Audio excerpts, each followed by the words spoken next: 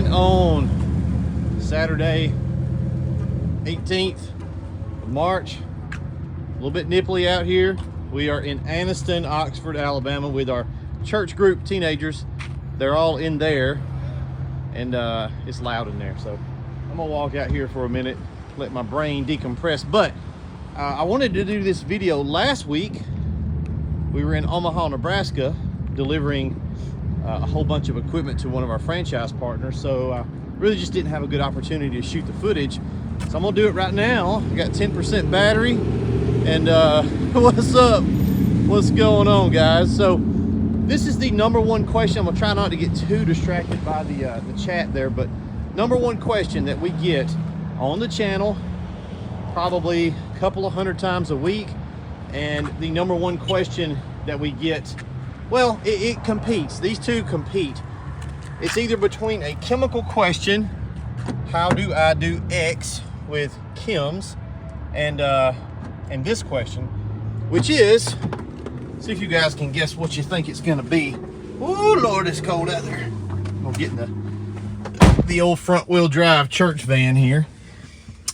So chemical questions, and if you guys call the shop, you will notice as of last week there is a change in the shop phone answering. So we get so many calls. I looked at it for about 3 weeks ago. We got over 1,000 calls that week, and every one of those calls takes normally about 8 minutes on average. So we have now a call answering team that we're trying them out, seeing how we like them. So far, we like it pretty good. It's going to be pretty expensive. It's basically a whole nother salaried person I could have on staff, but we're going to try this because we get so many guys that say, I can't get a hold of you. And I'm like, yeah, I know, I'm sorry. But we're either on the phone with a customer that really needs something, or a lot of times we're on the phone answering silly questions. And we don't mind it, you know, that's what we're there for, but it's just so much volume of phone calls. We're kind of like the Google for washing, and guys know that they can call us and get us on the phone, and then they just want to ask eternal questions.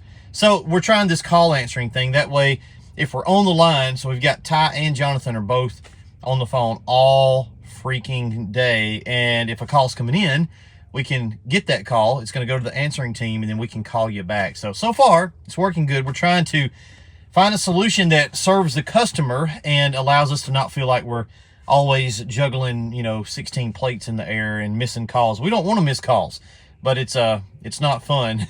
What's up, Terman? Mike Terman in the house. So the two biggest questions that we get are chem questions. We move a lot of chemicals. We've got some very popular chemicals. Mike's going to be getting some of our stuff up in his direction in Jersey as a wholesaler.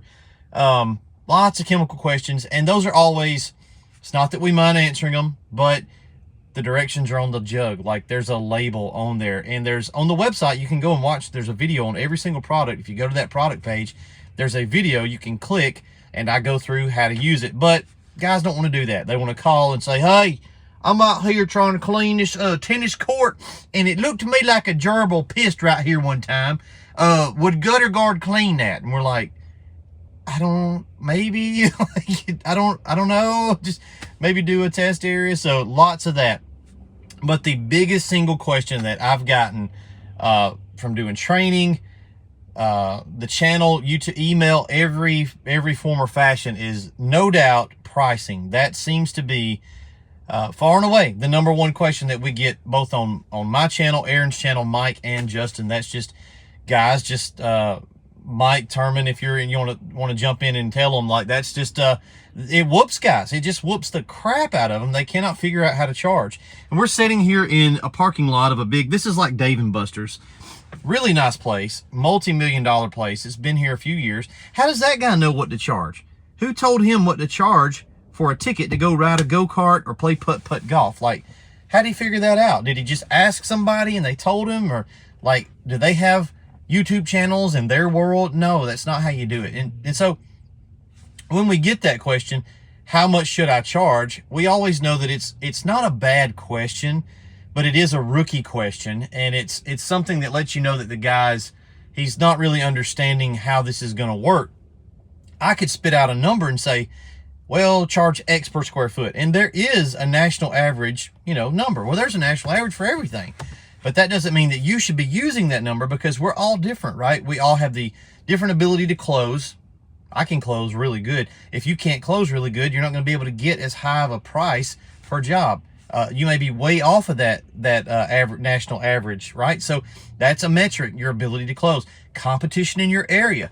This guy, there's nothing like this within an hour and a half of here. So he doesn't really have a Chuck E. Cheese or a Dave & Buster's around here. So no competition. If you're in a market and you're the first dude in that market doing soft washing and stuff, then hey, that's a metric you don't have to worry about. Versus if you're in, Tallahassee, Florida, or you're in somewhere in Texas where there's tons of, it's a warm climate, there's going to be pressure washing guys there, then you've got competition. So you got to figure that stuff out. We can kind of give you a number, but we always hesitate to do that because it's just not, number one is you're not doing your homework, and I'm a fan of doing your homework, right? That's just, to me, just seems like the easiest way out is to ask somebody else how much to charge. Whether you're selling hot dogs, go-kart rides, or power washing, right? You got to do your homework. We're here to provide you the equipment and the training on how to do it, but I can't tell you how much you should charge.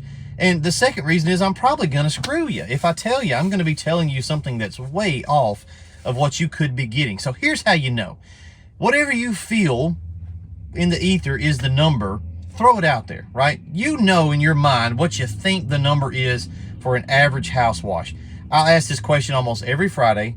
We got the class, a bunch of guys in there all over the country picking up equipment. I'll say, hey, what's your average price going to be for your market? And everybody always just, very rarely do I have anybody that can tell me a number. They're like, well, I don't know. Like, no, you know what it is. What's the average? I know there's an upper number and there's a bottom number. What I'm asking for is the average, right? Give me an average. So think about that right now. You know there's a number in here that could be $450 is going to be your average. That's what you think it is going in, right? So just use that number. Check your competitors if you can. You can get some metrics there, but whatever you feel in your brain is the number, just go off of that number initially. Here's the good news. We make so much margin in this business that you're going to be making money. And no doubt your first season, your numbers aren't going to be right. You just got to know that, right? And go into it knowing that you're going to have to adjust those numbers. But here's what we can tell you for sure is you're probably always going to need to adjust to the upper side. Hardly anybody ever starts out where they're too expensive and they have to come down. Most guys start where they're way too cheap, and they don't realize that. And then unbeknownst to them, 5 years later, daggum, I could have been charging X this whole time. So get started. Use that baseline number that you think is pretty accurate. And then here's what you do. Once you get some revenue, you get some client, you get your marketing down, your client base starts churning, your website, you're using Footbridge, your site's churning, using Justin's ad strategies. Once you get some flow and some momentum, now you have some data that you can go off of, right? You don't have enough data cluster to start making adjustments. I'm a shooter. I like to go shoot. If I'm zeroing a new rifle, I'm going to shoot 5 rounds, and then we're going to re-zero. We're going to check zero off of 5 rounds of data, right? I'm just going to go out to the range, lay the gun on the bench, and start turning knobs. I don't have any data to be going off of. So get you some incoming jobs, do some jobs, and then once you do, you start tweaking that number up until your close ratio starts coming back down, right? You guys are getting paid.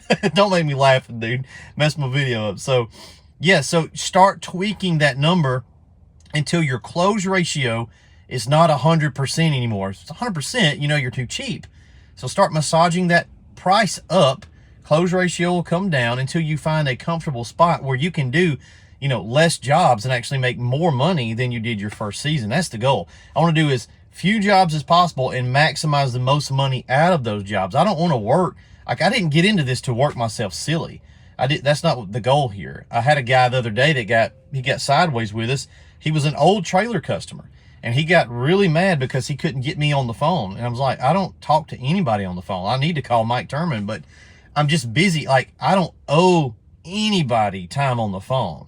I've built a company with that goal in mind to extricate myself for time freedom for me. That's what you guys should be doing. The goal is not to work forever and always be behind the 8 ball. The goal is to build a machine that can provide you income, and your work stress goes down and your balance of life goes up over time. I put in the work in them first 3 or 4 years so that now I can kind of come and go as I please. And he was like, well, I bought a trailer from you 4 years ago. Yes, you did. Appreciate it. You got your trailer. You gave us money. You got your trailer.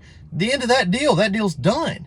So don't go into pressure washing just so that you feel like it's gonna suck the first year, but don't feel like you gotta stay in the suck.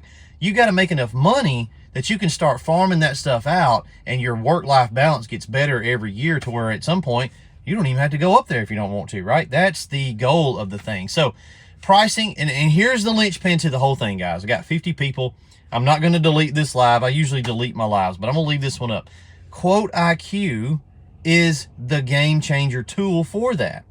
I just was out in Omaha, Nebraska last week, this last week. Big trip out there. We drove a bunch of equipment to one of our franchise partners. And so we're talking to guys that run a $100 million a year outfit. They do power washing, painting, roofing, lawn care, and they franchise all of these different Gatsby glass. They're enormous company, enormous franchise company. These guys are very big players. And I was showing them Quote IQ. Now, they already use a different software, so they're kind of tied to that right now. But I was like, hey, if you guys ever get ready to move, talk to us. We're gonna hook you up with Quote IQ, because they were blown away with what Quote IQ does for the service industry. So what you can do with Quote IQ is you can input all of that data, all of those 5-shot groups that you get downrange. You can extrapolate that data, put it into Quote IQ, and then you get yourself a tool to spit out a number for each house wash that you know is as accurate as it can be using technology. So highly recommend Quote IQ, guys. That's Mike and Justin's baby. We had a little bit of input in it, kind of gave some pointers as to what we would like to see in there, and they're constantly tweaking it, making it better. It's a brand new app.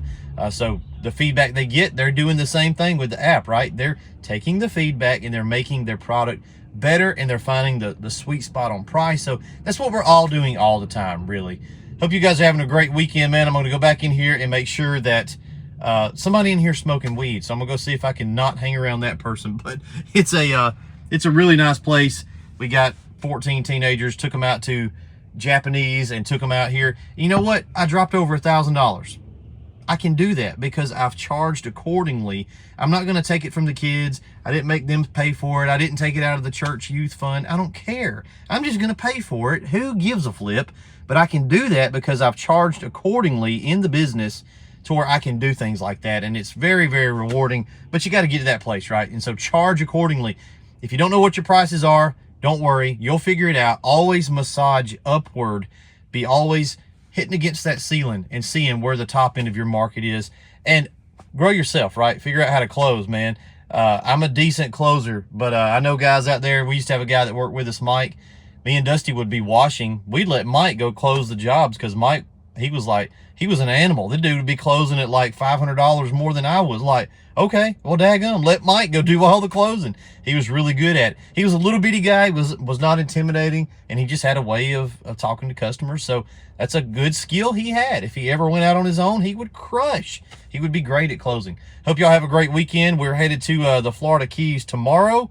Going to drive some more. I will have drove about 5,000 miles after this week is over. So a lot of driving, man. But hope y'all having a great week. Wash season is upon us. Y'all stay safe out there. Stay hydrated. Stay pollen free. We'll see you in the next video.